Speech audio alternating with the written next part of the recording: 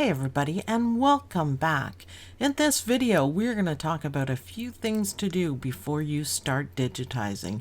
How about 10 steps? My name is Sue and I'm from OML Embroidery.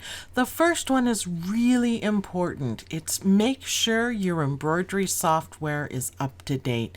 And this applies to any software. There can be updates, there can be special updates. Now, I'm not talking about an upgrade, I'm talking about an update. So in most software, you can go under the help menu and you see right here, this is an Brilliance and it says check for updates. And it's a really good idea to keep all your software updated and working as best as it can. So that's the first thing to do.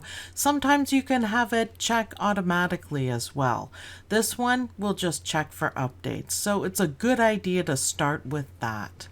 The second, number two, the second thing to do is close all other applications. So that includes embroidery software, and that includes your browsers that are open. Anything that you can close down, and that'll save up some memory so your embroidery software will work even better. So number two, close all other applications. You'd be surprised how many resources the browser and other software takes up. So you want the software that you're working in to be smooth. So number three is update your computer. I know a lot of people really don't like to update their computer, but it really is the best to keep your Windows up to date. The updates that they have are very important, so make sure your computer is up to date. It can do it automatically, or you can go in and check. I have mine check every day, so I know my Windows are up to date. Number four, don't rush your work.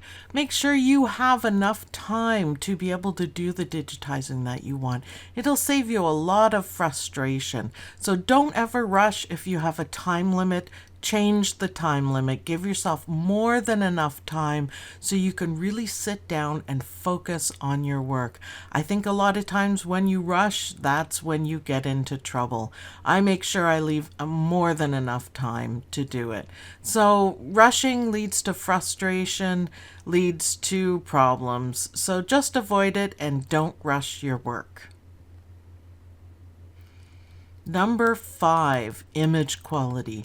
Now, make sure that your image is high enough quality to work with.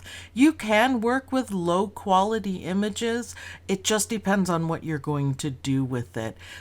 When you zoom in, if it gets pixelated, you're going to have to, digitize a little bit differently and know where the lines are. So you can do digitizing from any image, but if you look at this house one here, it's a bit blurry. That's going to be a little bit harder to work. So before you start, make sure you have the highest image quality possible. It'll just help you move through everything. Now look at this one. This one would be a little bit difficult to do. You can do it though. You can do it. Number six, make sure your space is quiet so you can focus. There is nothing worse than being interrupted every 5 minutes. Ask me how I know.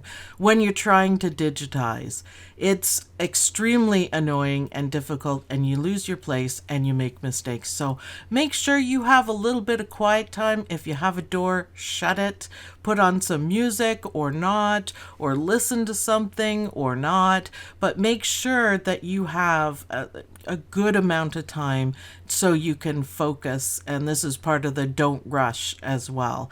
Constant interruptions, no good. Number seven, be comfortable. It's really important to have a proper chair and a proper desk set up, or even, the couch if you wanted to. But if you're sitting there for an hour working on a design, you're going to have shoulder strain, you're going to have back strain, you'll probably get a headache if you sit too close or if you sit funny. So it's really important that you're comfortable in your working area. It doesn't matter if that's the dining room table or a fancy desk, make sure you're set up properly so you're really comfy and you can spend the time. Don't forget to get up every hour or so as well. Okay, don't be that comfy. Odie is a little too comfortable there. Number 8, learn to walk away. Now, this may not seem like something that you need to do before you start digitizing, but if you get stuck when you are digitizing, go out for a cup of coffee, get up and do something else, have a little bit of something healthy to eat. Hello, Mr. Graperaz. Draw something, write something down, just do something that'll alleviate your stress. This is what I do. I look at Anita Good Design All Access and get some ideas. Oh yeah, you can walk your beagle as well. And maybe go shopping. Yeah, that's actually Don. He said I could put it in there. Number 9, auto backup. This is the first thing that I do with any software is I go in and I set the auto backup. Trust me, it can be a lifesaver.